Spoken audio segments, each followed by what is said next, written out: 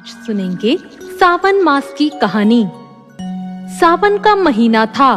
भगवान भोलेनाथ और माता पार्वती कैलाश पर्वत पर बैठकर सबको पृथ्वी पर देख रहे थे।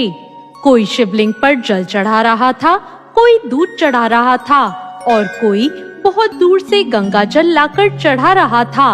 उन सबको ऐसा करता देखकर माता पार्वती ने भगवान भोलेनाथ से कहा, ये सब जो आपको इतना कुछ अर्पित कर रहे हैं, इनसे इन्हें क्या फल मिलेगा? इस पर भगवान भोलेनाथ ने कहा, जो लोग मुझे सावन मास में जल अर्पित कराते हैं, उन्हें स्वर्ग की प्राप्ति होती है।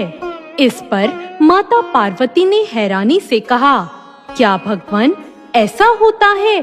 तो इसका मतलब ये लाखों करोड़ों लोग जो आपको सावन में जल अर्पित कर रहे हैं, क्या वो सभी स्वर्ग प्राप्त करेंगे? भगवान भोलेनाथ ने कहा, पार्वती, तन से स्नान कराने से ज्यादा महत्व मन से स्नान कराने वाले का है। इस पर माता पार्वती ने कहा, प्रभु, ये कैसे पता चलेगा कि कौन मन से स्नान करा रहा है? तब भगवान भोलेनाथ ने कहा, पार्वती, ये पता चल जाता है कि कौन मन से स्नान करा रहा है। आइए, ये बताने के लिए मैं आपको पृथ्वी पर लेकर चलता हूँ। तब भगवान भोलेनाथ ने खुद को एक कुरूप कुष्ठ रोगी बना लिया और माता पार्वती को एक सुंदर साधारण स्त्री का रूप दे दिया।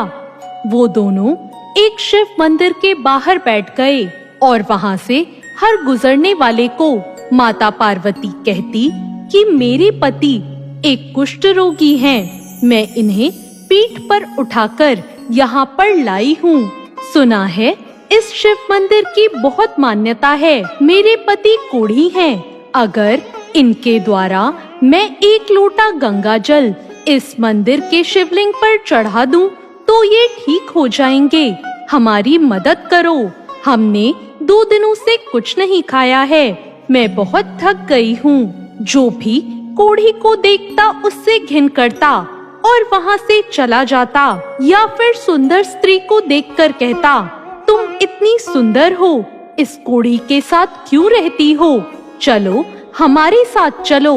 देखते देखते शाम हो गई और किसी ने उनकी मदद नहीं की। तभी वहाँ एक गरीब मजदूर आया और माता पार्वती को देखकर बोला, बताइए आपको क्या काम है? आप यहाँ इस तरह क्यों बैठे हैं? माता पार्वती ने उस लड़के को सारी बात बताई। इस पर उस लड़के ने कहा, ये लो, मेरी माँ ने मुझे 4 रोटियां खाने को दी थी। पहले आप इसे खाकर अपनी भूख शांत करो, क्योंकि कलयुग में आप एक ऐसी स्त्री हो जो अपने पति की इस तरह सेवा कर रही है। मैं आपको प्रणाम करता हूँ। मैं आपके पति को अपने कंधे पर ले जाकर भोलेनाथ के दर्शन कराऊंगा और इनके द्वारा भोलेनाथ को जल अर्पित कराऊंगा। तब उस लड़के ने कुष्ठ रोगी के रूप में आए भगवान भोलेनाथ को अपने कंधे पर उठाया और भगवान शिव के दर्शन कराए और शिवलिंग पर जल अर्पित करवाया। ऐसा होने के बाद भगवान शिव ने माता पार्वती से कहा, देखिए, ये है जिसने मुझे तन से नहीं मन से स्नान कराया है। उन करोड़ों लोगों में से ये है जो स्वर्ग को प्राप्त करेगा। तभी तो कहते हैं, जो मन को मैला करे और तन को धोए, वो फूल झाड़े और कांटे बोए। तो ये थी आज की कहानी। आप सभी को ये कहानी कैसी लगी, कमेंट करके जरूर बताएं और साथ ही मेरे चैनल भक्ति ज्ञान को सब्सक्राइब करना ना भूलें।